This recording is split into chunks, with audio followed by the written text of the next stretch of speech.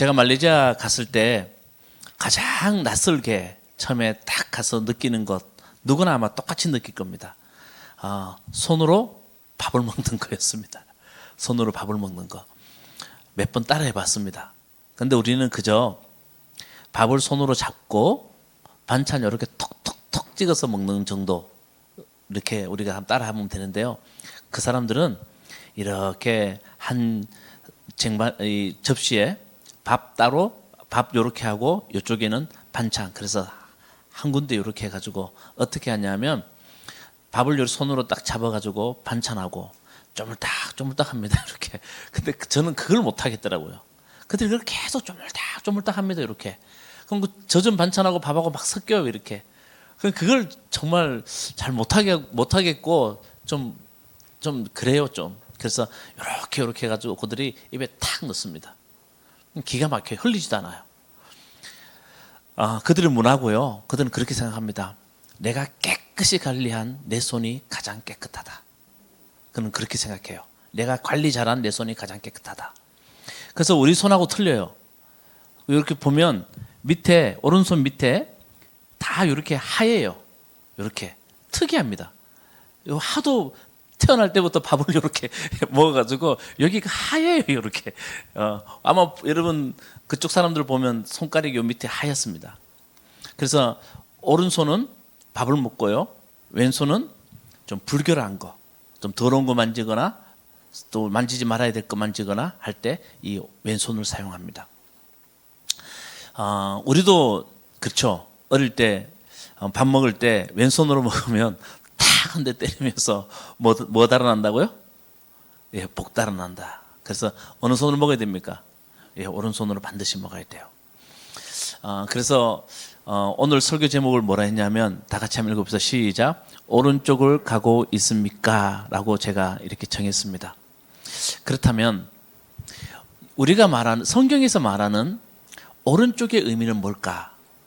좀 이걸 여러분들하고 좀 나누려고 합니다.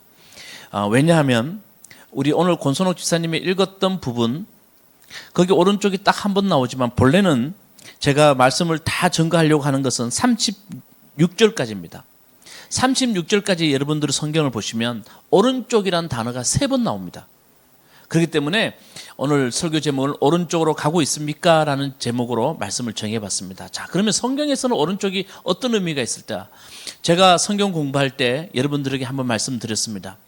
야곱이 병이 들어요. 그것을 알고 요셉은 자기 두 아들 므낫세와 에브라임을 데리고 아버지 야곱을 찾아갑니다. 그때 야곱이 요셉에게 무슨 말을 하냐면 너의 두 아들도 나의 아들을 삼고 싶다. 그 다음부터 므낫세와 에브라임 다음부터는 너의 아들로 삼아라. 지금 너의 두 아들을 나의 아들로 삼고 싶다 라고 말합니다. 다시 말하면 야곱의 아들의 반열에 요셉의 아들을 넣고 싶다는 이야기를 지금 야곱이 하고 있는 겁니다. 요셉이 그 말에 동의를 합니다. 그리고 어떻게 합니까? 이제 야곱이 손을 가지고 축복해 주므로 이제 요셉의 두 아들은 야곱의 아들의 반열에 들어가게 되는데 축복을 할 때 장자는 므낫세입니다. 그래서 므낫세를 오른쪽 손 앞에 딱 세웁니다. 요셉이. 이야기하시죠? 그리고 차자는 에브라임입니다. 에브라임 여기 딱 세웁니다. 그런데 야곱이 이제 당연히 오른손으로 므낫세를 축복해 줘야 됩니다. 그런데 야곱이 그렇게 안 하죠? 어떻게 합니까? 손을 엇갈리게 이렇게 합니다. 요셉이 깜짝 놀란 거예요. 아니, 유대인들에게 장자는 엄청난 의미가 있어요. 그런데 므낫세가 장자이기 때문에 아버지가 므낫세에게 축복해 줘야 돼요. 그런데 손을 엇갈리게 해요. 그 요셉이 깜짝 놀라서 아버지 손을 풀 풀어서 이렇게 해주려고 해요. 그때 야곱이 뭐라 그럽니까? 나도 안다, 내 아들아, 나도 안다. 므낫세가 한계를 이루고 크게 되겠지만 그 아우가 형보다 더 크게 되고 아우의 자손에게 여러 결례가 나올 것이다 라고 말을 합니다. 그게 야곱의 축복의 손, 오른손은 이 에브라임에 간 거예요. 그래서 여러분 북이스라엘을 나중에 뭐라 그러냐면 에브라임 지파라고 말을 해요. 그 정도로 에브라임은 큰 민족이 이스라엘에서 큰 비중을 차지하는 지파가 됩니다. 자, 여기서 무슨 이야기를 들려주고 있냐 하면 유대인들에게 또 성경에서 오른손은 축복의 손이라는 거예요. 그리고 사람을 세우는 손이라는 거예요. 그걸 우리에게 들려줍니다. 오른손은 무슨 손이요? 축복의 손, 사람을 세우는 손이에요. 이게 상당히 중요해요. 자, 그리고 또 한 가지 이야기 더 들려드릴게요. 자, 예수님이 죽으셨어요. 제자들이 실망과 두려움이 그들에게 찾아옵니다. 그래서 베드로, 도마, 나다네일, 야고보, 요한 그리고 두 사람 더라고 성경에 기록되어 있는데 이 사람들이 뭐 하러 가냐 하면 다시 고기 잡으러 갑니다. 밤새도록 그들은 그물을 던져서 고기 잡으려고 했는데 한 마리도 잡지 못합니다. 동틀 무렵에 예수님이 그들에게 나타나십니다. 그리고 얘들아 좀 잡았냐? 그쵸, 고기 잡는 사람에게 묻는 것이 뭡니까? 좀 잡았냐? 라고 했더니 제자들이 아무것도 한 마리도 잡지 못했습니다. 아무것도 잡지 못했습니다. 라고 말하죠. 그때 여러분 예수님 뭐라 그럽니까? 그물을 자, 좀 다 같이 좀 합시다. 자, 그물을 오른쪽으로 던져라. 예, 맞아요.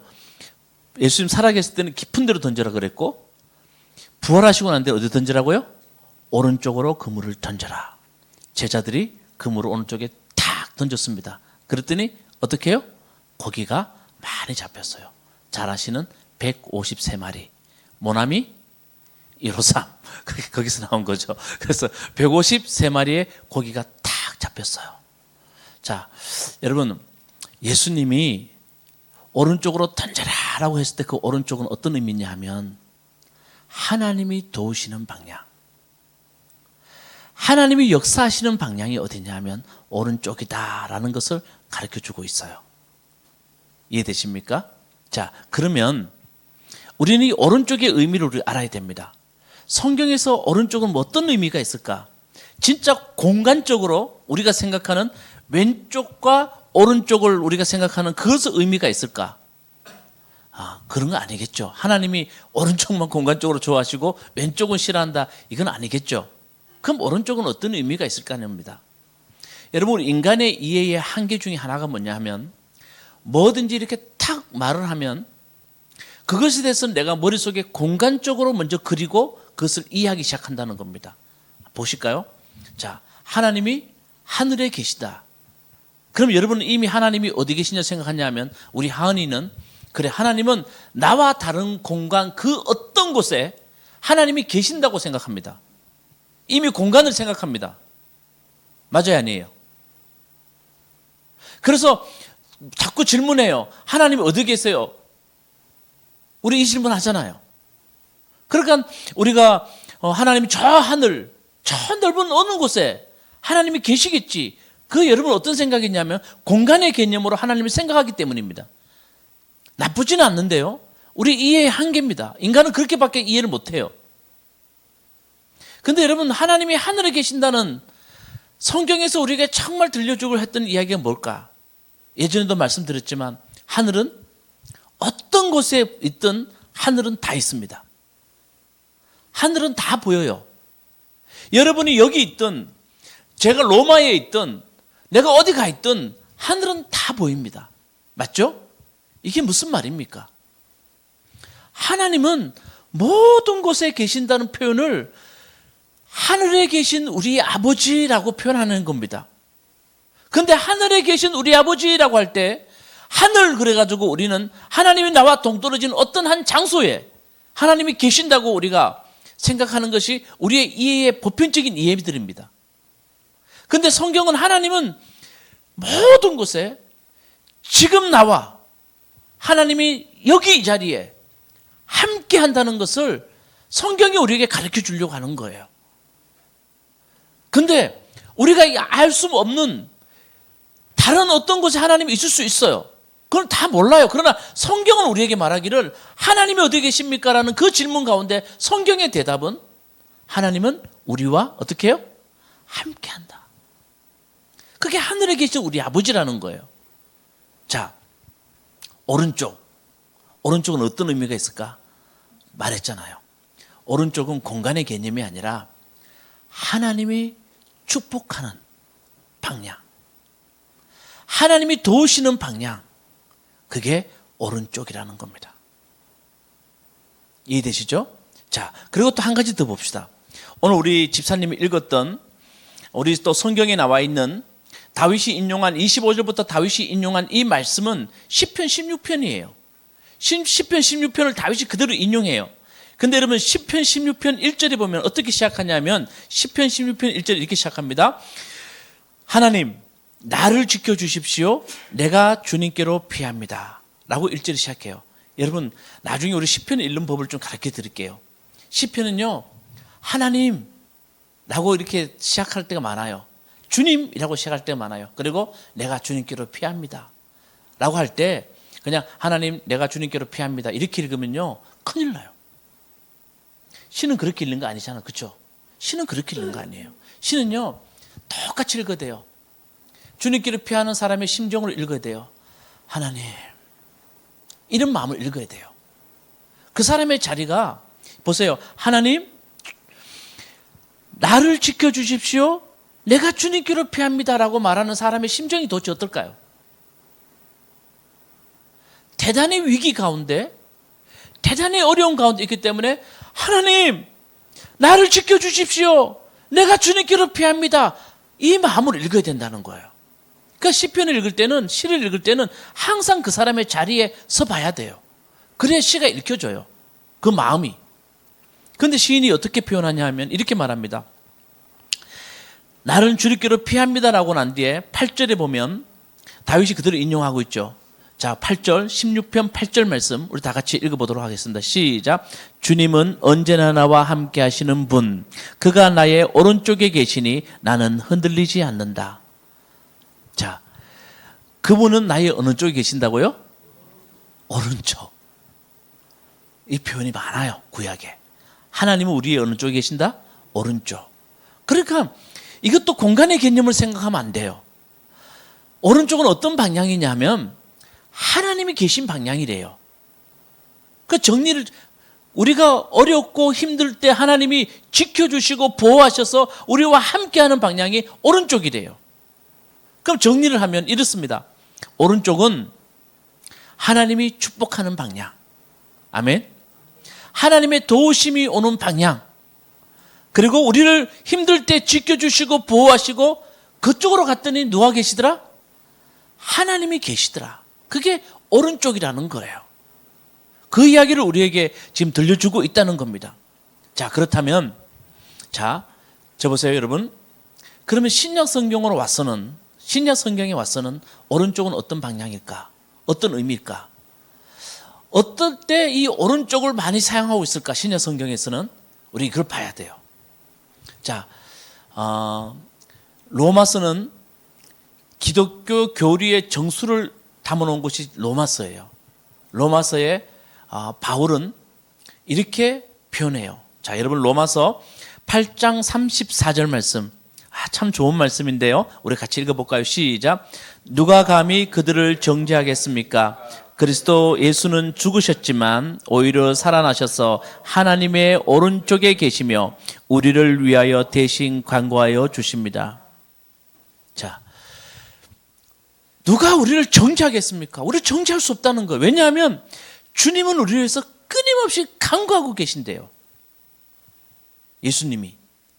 근데 그 예수님이 지금 어디 계세요? 어디 계세요?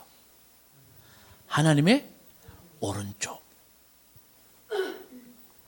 히브리서에 보니까요 1장 3절에 보면 존엄한 분이 오른쪽에 앉으셨다라고 말합니다.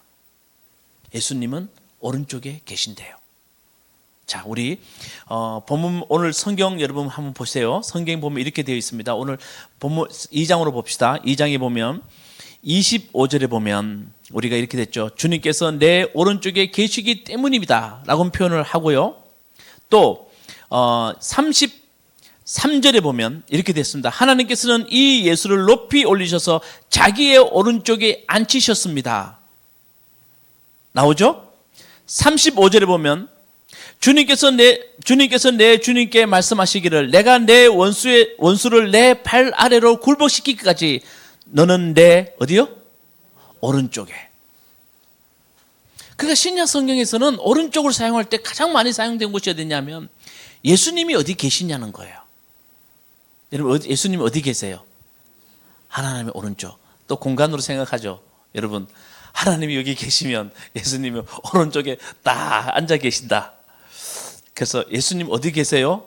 손 빨리 들고 성경 킬 때 하나님 오른쪽! 이렇게 또 말할 수도 있잖아. 그렇죠? 그러니까 우리가 이 오른쪽의 의미를 우리가 잘 알아야 돼요. 이해되시죠? 자, 그러면 오늘 이제 본문 말씀을 한번 들어가 봅시다.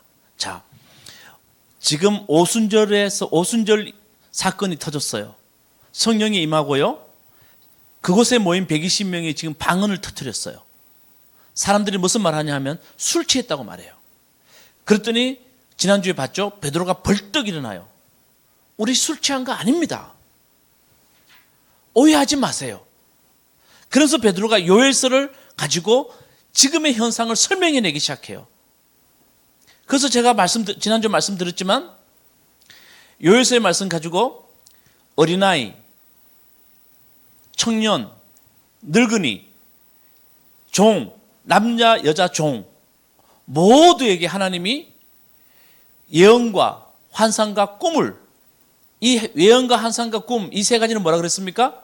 구약 성경에 하나님이 자기를 사람들하고 소통한 도구였다 그랬습니다. 그것을 모든 사람에게 부어주겠다. 다시 말하면 정말 너무나 놀라운 일, 성령의 놀라운 일이 지금 여러분 속에 임하고 있습니다. 그걸 베드로가 지금 현명적인 이야기를 들려주고 있는 거예요. 꿈, 환상, 그것은 그 당시에 제사장 것이었고요. 저기 높은 사람들이나 가지고 있는 것이었어요. 하나님과 저렇게 낮은 사람들은 하나님과 소통할 수 없는 존재들이에요. 그런데 지금 놀라운 이 일을 통해서 하나님은 모든 세대에 걸쳐서 하나님이 우리와 소통하고 계십니다. 야, 이 정말 놀라운 이야기를 들려줘요. 그리고 거기가 딱 끝내고 난 뒤에 베드로가 무슨 이야기 하냐면 예수님을 설명해요. 그 사람들한테. 그게 오늘 본문이에요. 예수님이 어떤 분인가? 그걸 설명을 해줘요. 22절 이렇게 말합니다. 중간에 보십시오. 여러분이 아시는 바와 같이 나사렛 예수는 하나님께서 기적과 놀라운 일과 표징으로 여러분에게 증명해 보이신 분이십니다. 예수님은 이 땅에 오셔서 놀라운 표적과 기적을 우리에게 행하심으로 말미암아 하나님을 증명해 보이신 분이십니다. 이렇게 이야기해요. 그렇게 말하고 있는데 베드로가 정말 들려주고 싶은 이야기가 뭐냐 하면 자 23절 제가 읽을게요. 이 예수께서 버림을 받으신 것은 하나님이 정하신 계획에 따라 다 같이 시작. 미리 알고 계신 대로 된 일이지만 여러분은 그를 무법자들의 손을 빌려서 십자가에 못 박아 죽였습니다. 예수를 어떻게 했다고요? 무법자의 손을 빌려서 예수를 십자가에 못 박혀 죽였습니다. 여러분 이 무법자는 누구 이야기하냐 하면 법이 없는 사람. 다시 말하면 그 당시 법 없는 사람들은 율법이 없는 사람을 말하고 이방인을 말합니다.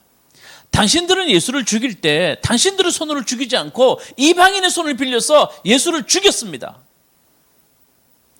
베드로가 이제 아주 예수님을 소개하는데 다른 거 소개하지 않아요. 당신들이 예수를 십자가에 죽였다는 거예요. 그리고 베드로가 이렇게 말해요. 24절에 그러나 하나님께서는 그를 죽음의 고통에서 풀어서 살리셨습니다. 그가 죽음의 세력에서 사로잡혀 있는 것을 있을 수 없는 일이기 때문입니다.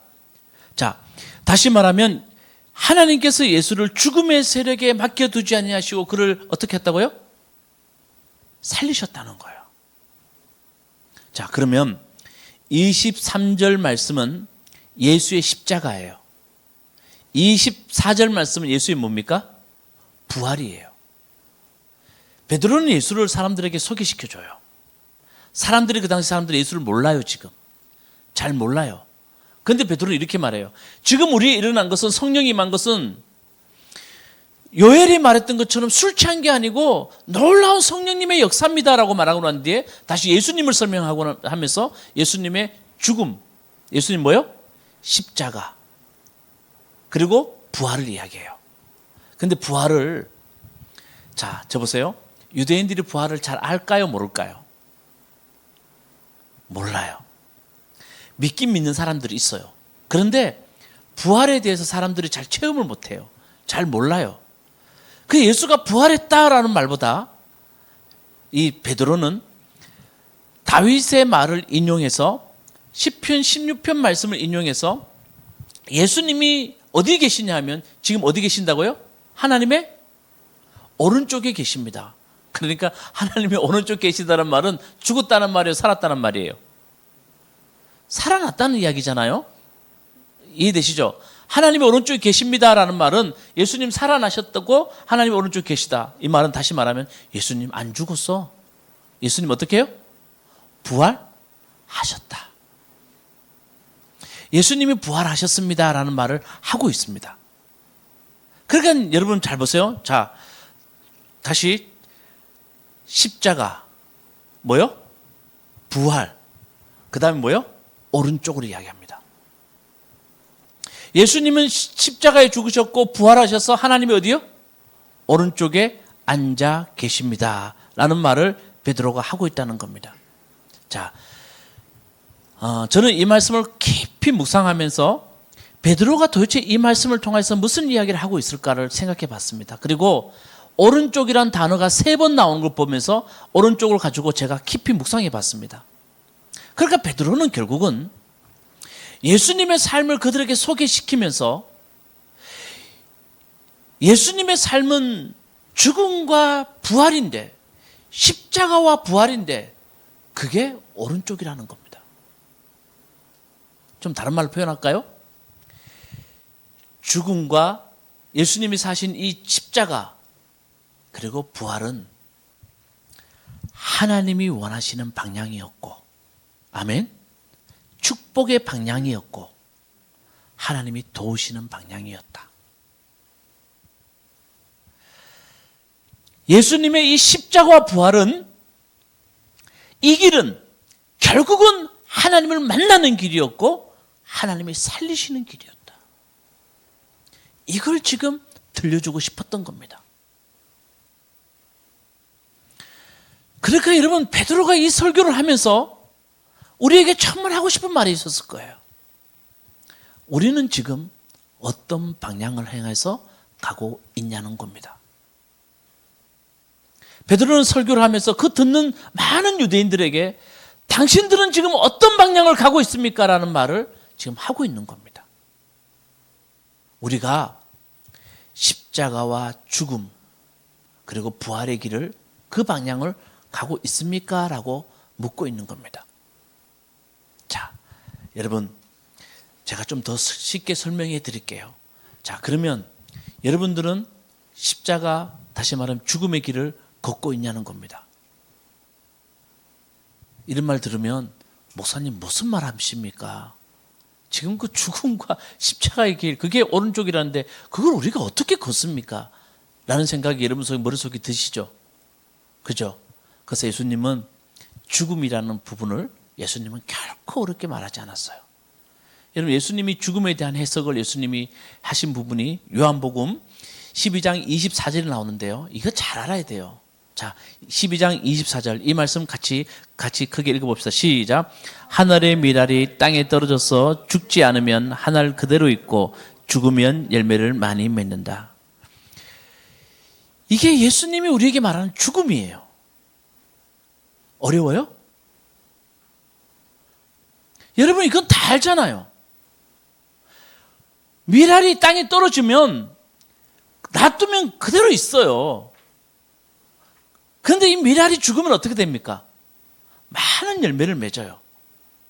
여러분, 좀 다큐멘터리 좀 여러분 자주 봤으면 좋겠는데요.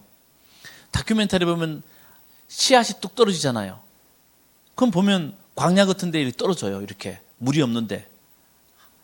신기해요. 한 1년, 2년 동안 비 안 오면 그대로 있어요. 그런데요, 신기하게 비만 탁 오면 어떻게 됩니까? 삭을 틔워요. 나는 하나님이 만드신 이 자연의 신비가 너무 신비해요. 지금 예수님이 그 이야기하고 있는 거예요. 죽음, 십자가 어려워요. 여러분, 저한테 그 길 가라 그러면 저 못 가요. 이게 오른쪽 방향이라고 말하는데 우리 이 길 못 가요. 그런데 예수님은 이 죽음에 대해서 너무 쉽게 말해요. 죽음과 생명은 갈라진 게 아니래요. 하나라는 겁니다. 이해되십니까? 여러분이 죽음과 생명을 뚝 떨어져 놓고 보고 있어요. 우리는 늘. 그런데 죽음과 생명은 하나라는 겁니다. 죽으면 산다. 죽어야 열매를 맺는다. 이게 예수님이 우리에게 가르쳐준 십자가와 부활입니다. 아멘. 좀 이해되세요? 죽으면 산대요. 그게 예수님이 우리가 이 땅에 와서 하나님이 계시는 방향, 하나님의 축복의 방향, 하나님이 우리에게 도우시는 방향이 어디냐? 죽으면 산대요. 그래서 여러분, 부활장이라고 말하는 고린도전서 15장에 보면 바울이 뭐라 그럽니까? 이 사실을 알았어요. 바울은 전도하다가요, 너무 힘들어요. 내가 박민지라는 사람을 전도하다 만났어요. 저 사람 날 너무 힘들게 해. 박민지는 정말 없었으면 좋겠어. 이렇게 내가 생각할 수 있잖아요. 그런데 바울이 해봤어요. 박민지 앞에 내가 죽었어요. 하자는 대로 다 했어요. 그럼 내가 져줬어요. 그랬더니요, 박민지가 살아나요. 근데 더 중요한 것은 박민지는 달라지고 나는 살아나더래요. 그래서 바울이 뭐라 그랬습니까? 나는 날마다 죽습니다. 여러분, 이 고백은요, 놀라운 고백입니다. 바울이 쓸데없이 이 말을 어디 배워서 한 말이 아닙니다. 삶의 정말 놀라운 복음을 전하면서 느꼈던 그 체험으로 바울이 우리에게 들려주는 진리 중에 진리입니다. 죽으면 산대요. 이게 십자가의 길이고 이게 부활의 길이래요. 이게 어느 방향이라고요? 오른쪽이라는 거예요. 하나님이 도우시는 방향, 하나님의 손길이 있는 방향, 하나님이 놀랍게 역사하는 방향이 이 오른쪽 이쪽이래요. 그러니까 우리가 한번 깊이 생각해 봅시다. 자, 좀 더 쉽게 한번 설명해 볼게요. 여러분, 솔로몬이 하나님께 일천 번제를 드림으로 하나님이 솔로몬에게 말해요. 솔로몬아, 내가 너에게 뭐 해줬으면 좋겠냐? 하나님, 저 은근 필요 없습니다. 저는 어릴 때 나이가 되었기 때문에, 왕이 되었기 때문에 저에게 필요한 것은 뭐요? 하나님이 지혜 허락해 주세요. 열왕기 3장. 솔로몬이 지혜 허락하니까 하나님이, 야, 너 진짜 소중한 거 구했다면서 솔로몬에게 지혜도 주고 은금도 줘요. 그 지혜를 받았어요. 그리고 바로 그 지혜를 준 장면 바로 뒤에 바로 나오는 게 3장에 뭡니까? 솔로몬의 그 유명한 재판이 나와요. 솔로몬이 지혜를 갖고, 하나님이 가신 지혜를 갖고 솔로몬이 어떻게 재판하는 이야기 나와요. 두 여인이 함께 살았어요. 한 여인이 아이를 낳았어요. 사흘 뒤에 또 한 여인이 또 아이를 낳았어요. 그런데 두 여인이 한 집에서 살다가 한 여인이 잠을 자다가 아이를 깔아뭉겼어요. 아이가 죽었어요. 그랬더니 다른 여인이, 죽은 아이의 여인이 아이를 바꿔치기 해요. 그리고 살은 아이를 자기 아이라 그래요. 그런데 죽은 아이의 엄마가 눈을 아침에 떡 떠보니까 죽은 아이는 자기한테 있고 자기 아이는 누구한테 있어요? 다른 여인 품에 있어요. 임금님에 가서 재판해 달래요. 그랬더니 반대편 있는 여인이, 아닙니다, 저 여자 거짓말하는 거예요 라고 말을 하잖아요. 그렇죠? 그때 솔로몬이 어떻게 합니까? 어떻게 합니까? 얘들아, 칼을 가지고 오너라. 그리고 어떻게 합니까? 아이를 반으로 툭 잘라라. 이게 솔로몬의 지혜 아닙니까? 그렇죠? 왜 지혜인 줄 아십니까? 그랬더니 진짜 엄마는 임금님께 간절히 요구해요. 임금님, 이 아이 생명만 살려주세요. 내가 이 아이를 위해서 나의 모든 권리를 포기하겠습니다. 제발 아이 어떻게 해요? 생명만 살려주세요. 이렇게 말합니다. 그런데 한 여인은 어떻게 합니까? 어차피 이 여인 것도 안 되고 내 것도 안 되니 그냥 이 애를 갈라서 나눕시다. 솔로몬이 어떻게 합니까? 첫 번째 여자에게 줍니까? 둘째 여자에게 줍니까? 그 첫 번째 주죠. 솔로몬의 지혜입니다. 여러분, 이 이야기는 정말 중요한 이야기를 들려줍니다. 하나님이 지혜를 주셨을 때 하나님이 원하시는 방향, 하나님이 원하시는 게 뭐냐를 우리에게 들려주는 아주 중요한 지혜를 들려줍니다. 하나님이 원하는 건 뭐냐 하면 생명을 위해서 자기를 포기할 수 있는 사람, 그게 진짜 지혜자다. 생명을 위해서, 생명을 살리기 위해서 자기의 권리, 자기를 희생할 줄 아는 사람, 그게 하나님이 원하는 방향이고 하나님이 계시는 방향이고 하나님 축복하는 방향이다. 결국은 본래 엄마에게 그 아이가 돌아가더라. 다 살더라. 하나님의 지혜를 우리에게 말합니다. 여러분, 저 한번 보세요. 우리 다 이런 엄마들의 사랑받고 살았잖아요. 여러분, 왜 사는 줄 아세요? 지금까지? 가만히 생각해 보세요. 우리 어머니들의 자기 권리 포기, 그렇죠? 희생, 그게 있었기에 여러분이나 저나 살았어요. 지금 부모들은 생명을 살리기 위해서 다 포기해요. 늘 오른쪽을 선택했어요. 그래서 우리가 지금 여기 있는 거예요. 좀 아멘 합시다. 맞죠? 저도 그렇게 생각해요. 우리 어머니 아버님 정말 우리를 위해서 다 포기했어요. 인생을 포기했어요. 농사 지으면서 어떻게 하면 자식들한테 더 좋은 거 주려고, 그렇죠? 그 오른쪽이 있었어요. 우리 삶에. 예수님은 우리에게 말을 해요. 너의 삶의 오른쪽이 어디냐? 너희는 생명을 살리기 위해서, 어떤 사람의 생명을 살리기 위해서 너의 권리를 좀 포기하고 있냐? 너는 좀 어떤 사람의 생명을 구원하기 위해서 너를 좀 희생하고 있느냐? 이 오른쪽이 우리 속에 있느냐를 우리에게 물어봐요. 저는 이게 참 중요하다고 생각해요. 여러분, 우리 삶에 크게 죽는 거 없어요. 하나님이 당장 여러분들 십자가 지고 여러분들이 순교의 길을 가라고 하나님 말씀하지 않아요. 우리 삶에 늘 오른쪽이 어딘지를 한번 생각해보고 하나님의 도움의 방향, 그 도움의 방향은 생명을 살리기 위해서 나를 희생할 줄 알고 권리를 조금 포기할 줄 아는 사람이 되라는 거예요. 제가 우리 교회에서 이미 예전에 말씀드렸어요. 남에서부터 눈먼 사람이 있어요. 어떻게 말합니까? 예수님의 제자들부터 이렇게 말합니다. 예수님, 누구의 죄입니까? 부모의 죄입니까? 저 사람의 죄입니까? 물어봅니다. 여러분, 뼈아픈 현실이죠. 여러분, 우리가 교회 안에서도 누가 한 사람 잘못되면요, 항상 우리 머릿속에 떠오르는 게 뭡니까? 무슨 죄를 져서 저렇게까지 되나? 얼마나 하나님이 때렸으면 저렇게까지 되나? 우리 그렇게 생각해요. 제발 우리 무화과나무교회 교인들은 그렇게 생각 안 하기를 주님의 이름으로 축복합니다. 그건 폭력이에요. 정말 큰 폭력이에요. 예수님은 그 죄로 보는, 정말 오늘날 우리의 시선과 똑같은 제자의 시선으로 누구의 죄입니까? 라고 물어보는 사람에게 예수님 뭐라 합니까? 하나님의 일을 위해서 그렇게 했다. 근데 여러분 또 머릿속에 이렇게 생각해요. 하나님의 일, 그러면 누가 잘못됐어요. 그러면 하나님 영광 받으시려고 그런 거야. 여러분, 저는 그 말이 더 싫어요. 진짜 그 말이 더 싫어요, 진짜. 아니, 그럼 당신은, 됐어요, 이제. 더 말하면 은혜가 안 돼요. 여러분, 하나님의 영광을 위해서 그렇게 됐다고 이런 말도 함부로 해서는 안 돼요. 어떻게 우리가 하나님의 뜻을 다 알아냅니까? 그저 그를 위해서 기도할 뿐이죠. 주님이 하나님의 일을 위해서라는 말은 무슨 말인 줄 아십니까?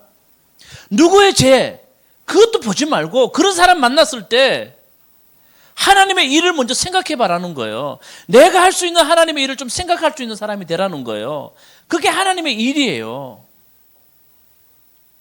그러니까 여러분, 우리가 어려운 사람 만나면 저 사람이 어떤 죄를 저렇게 됐을까? 그는 하나님께 맡겨두는 거예요. 아멘? 저도 하나님이 사랑하는 사람이니까 나는 저를 위해서 뭘 할 수 있을까 생각해 봐야 돼요. 여러분 잘 보세요. 우리는 그래도 저 정도 되는 건 우리가 어떻게 도와줄 수 있습니까? 말하지 마세요, 여러분. 저는 그렇게 생각해요. 가늠한 여인 보세요. 그 당시는 가장 비참한 처형을 당하는, 돌로 맞아 죽어야 되는 여인이에요. 예수님 어떻게 하셨습니까? 뭐 할 수 있을까? 여러분 눈물 나지 않습니까? 다 돌을 들고 있는데 예수님 뭘 생각하십니까? 저 여인을 위해서 내가 할 수 있는 게 뭘까? 하나밖에 없어요. 그냥 같이 돌 맞을 준비. 그들을 설득할 수 없어요. 설득한다고 설득당할 사람도 아니에요. 율법엔 가늠한 여인을 돌로 쳐 죽이래요. 다 말합니다. 우리는 지금 율법의 말씀대로 하고 있습니다. 근데 예수님은 뭐라 그럽니까? 저 여인을 위해서 내가 할 수 있는 것은 돌 맞을 준비. 그래서 어떡합니까? 그저 옆에서 엎드리는 겁니다. 그리고 예수님이 한마디 그냥 해주는 겁니다. 너희들도 죄 없니? 여러분 이 한마디에 사람들이 다 돈을 놓고 떠나갑니다. 우리가 생명을 살리기 위해서 우리가 할 수 있는 일이 뭘까? 그것은 그 순간순간마다 다 다를 겁니다. 맞죠? 다 달라요. 지금 오늘 내 앞에서 막 화를 내는 이 사람을 위해서 내가 뭘 할까? 우리 사람이 나한테 화 진짜 안 내요. 근데 가끔 화낼 때 제가 준비를 해요. 뭘 준비하냐면 웃길 준비. 진짜예요. 우리는 막말해 본 적이 거의 없어요. 내가 잘못해서 화가 나면 당신이 이렇게 안 했으면 좋겠어 막 하면 내가 웃길 준비. 그래서 내가 한번 또 웃기면요. 또 뭐 하여튼 깰깰깰 웃으면서 또 뭐 이래요. 그럼 내가 할 수 있는 게 뭘까 한번 생각해 봐요. 누가 아침에 화나서 아침에 만약에 우리 신명철 집사님이 아침에 좀 기분 나빠서 밖에 집을 나가지 않고 출근하셨어요. 그러면 누가 식구들이 아빠가 들으면 내가 아빠를 즐겁게 해줄 게 뭘까? 그죠? 이게 다 오른쪽이에요. 좀 아멘 하시죠? 여러분 우리가 하나님이 기뻐하는 방향을 한번 생각해 보는 거예요. 우리 똑같잖아요. 저도 마찬가지예요.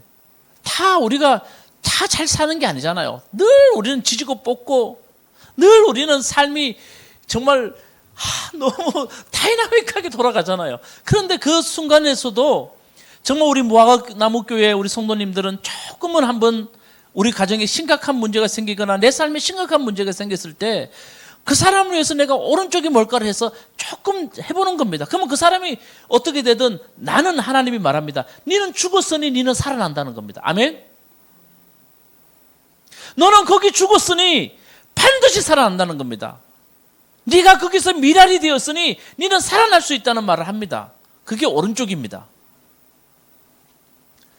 거기에 하나님이 계신다는 겁니다. 저는 믿어요. 정말 우리가 조금 더 희생하고 내가 조금 더 내려놓는, 아무도 안 알아줘도 좋아요. 그렇게 우리가 여러분들 누군가를 위해서 그렇게 하면 그 끝에 가면 반드시 오른쪽에 앉아 계시는 누가 계신다고요? 주님이 기다리고 계세요. 하나님의 축복의 손이 거기 계신다는 거예요. 도우심이 거기 있다는 거예요. 그래서 여러분 오늘 베드로가 예수님 소개할 때 우리 보고 예수님처럼 되라 라고 말하는 게 아니고 예수님의 길을 가라고 말하고 있어요. 오른쪽. 그래서 항상 생각합시다.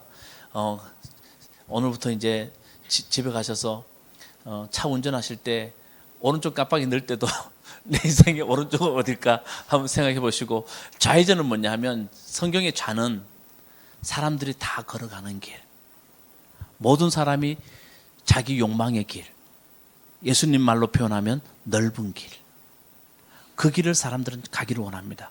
그러면 좌회전을 놓으면서 어떻게 해요? 야, 남들 다 걸어가는 길로 가는구나. 또 오른쪽 놓으면서 나는 주님의 길로 걸어가는구나. 그렇게 자꾸 생각하면서 나는 오늘 자녀를 위해서, 자녀들은 누구를 위해서요? 부모를 위해서 내가 오른쪽이 뭘까? 한번 너무 화가 나도 그래 오른쪽 한번 가야지 하면서 그래 위로의 말 한번 하자. 뭐 이런 생각하는 것도 하나님이 원하시는 오른쪽이에요. 그죠? 그래요 여러분. 반찬을 다 먹으려고 그래도 그래 부인을 위해서 좀 남겨둬야지. 이것도 오른쪽일 수 있잖아요. 그러니까 작은 것부터 오른쪽을 생각할 수 있는 여러분 되시기를 주님의 이름으로 축원합니다. 아멘.